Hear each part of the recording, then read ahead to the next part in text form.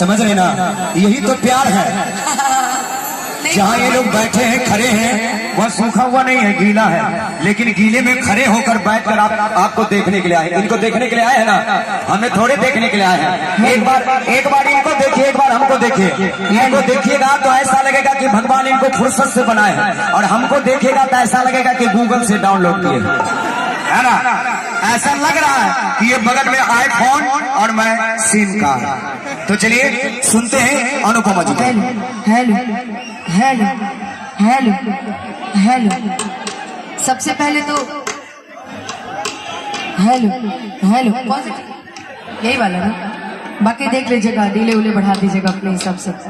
सबसे पहले तो छोटी मौजी जिला बेगूसराय में ये जितने भी लोग उपस्थित हैं, श्री श्री 108 माँ दक्षिणेश्वरी काली पूजा समिति में ये जितने भी लोग उपस्थित हैं, सभी को मैं अनुपमा यादव प्रणाम करती हूँ। और भोजपुरी में कहा जा रहा कि गोड़ छू के गोड़ लगा था, चाह के मैंने ताली बजा के रवा लोग आशीर्वाद दे दे।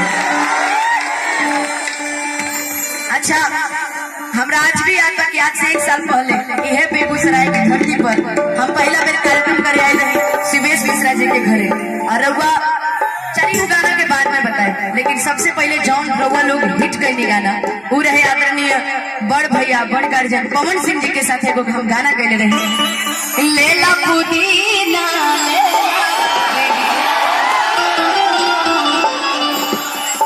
और ओकरा से पहले जे आप सभी के प्यार आशीर्वाद, बेगूसराय के जनता के जो प्यार बा, जन आशीर्वाद बा, वो गाना रहे कि देना लगई और फिर जानी आई कि अब जा जा जा जा भूला जाई। ओकरा बाद एगो गाना हम गई आदरणीय गुलजर सिंह जी के साथ है कि हमारा कूलर लगा हवाइए देता। इस सब गाना के प्रस्तुति, सब गाना के प्यारी, सब गाना के सब कुछ आप सभी के सामने जरूर रखा जाए। चाहे एक बार जोरदार जगह लगे, बोली काली मैया की, बोली अपने अपने माता पिता की। आइए वो भजन से शुरुआत, ओकर बाद जौन रउआ लोग के फरमाइश मान कर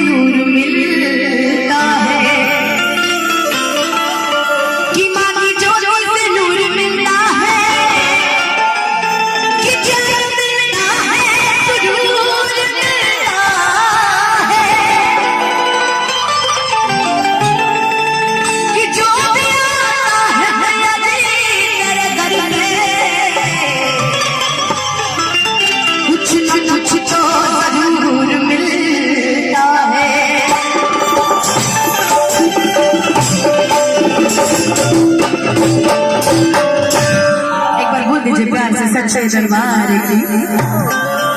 आजकल के लड़का लोग रुपेश भैया मंदिर में जाता, अब भोलेनाथ के सामने जाके कहता कि सब हो के हुनर में कि भोला मुझे रवि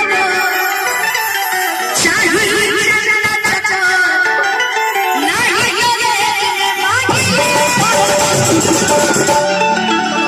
मेहरा रुपेश कि सब हो के हुनर में सुंदर मेहरारू चाहिए, हमरा ही बता दे। बाप रे बाप, बोलिए सच्चे दरबार की। लेकिन ऐसा नहीं भजन से तो निकल जाए कि सासू चाहिए मारी जैसन, मान के चले भाई सब देवर आ देवरा छोटे भागी जैसन हो खोजत बिया हवाई बाबा। बाकी तनी एक मिनट मिनट तनी शांत हो जाए, 1 मिनट खातिर तनी शांत हो जाए, तनी 1 मिनट खातिर शांत हो जाए। हमें जाइनी जैसे हमारे एंट्री भाई तैसे हमारे भाई लोग कहत रहे अनुपमा यादव जिंदाबाद। राहुल लोग का प्यार है, राहुल लोग के आशीर्वाद है, तो चाहत की तनी आइल बन तो मिल के एक बार माई की सुमरन तनी सुनो हाथ उठा के सीधा सीधा कि राम जी के जय सच्ची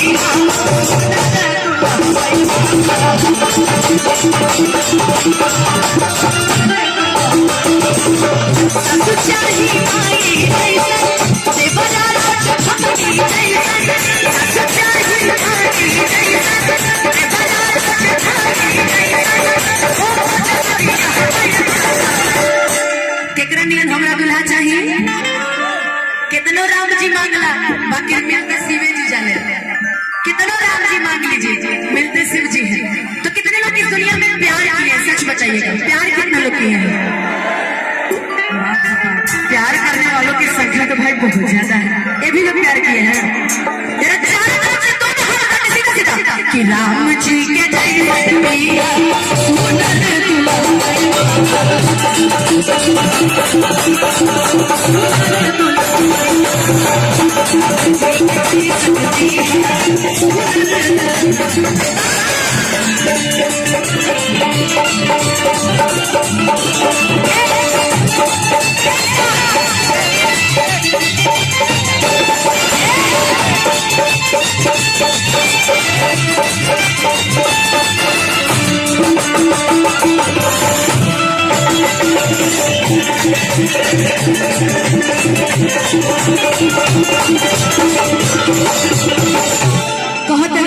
कि जैसे हमारे भाई अपना अपना मेहरारू के माने ले, वैसे हमरो के हमार पिया बहुत माने कि जैसे मानी ले बाबा अरे रौरा रौरा मैया के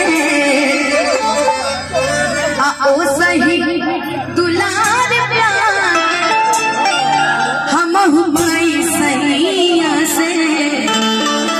बोलिए बोलिए बोलिए। प्रशांत कुमार सतघट्टा उनकी तरफ से हजारों हजार रुपए का आशीर्वाद है। वाह प्रशांत जी, आप ही के जैसा दुल्हा होना चाहिए, ठीक है कि जैसे मानी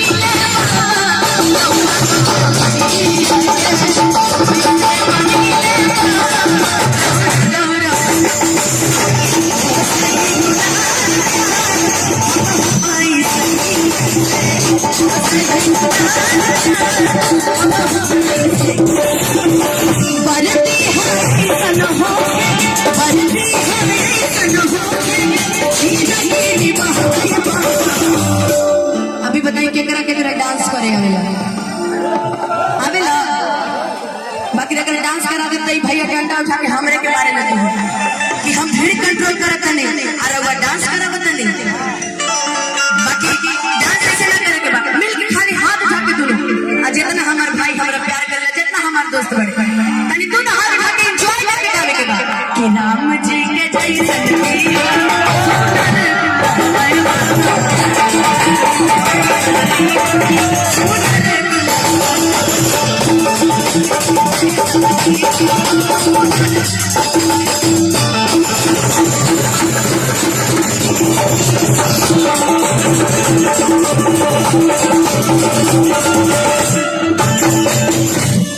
कि राम जी के जैसा दीहा।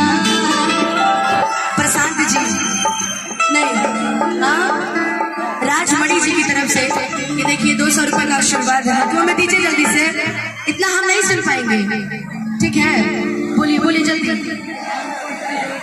राजमणि जी बस हाँ ठीक है, आप लोग लिखवा दीजिए, ठीक है रुपेश भैया लिख के रखे रहिएगा। बोलिए सच्चे दरबार की, आप लोग को जो भी देना आप लोग लिखवा दीजिए, मैं खुद बोल दिया करूंगी। अब आइए रुपेश भैया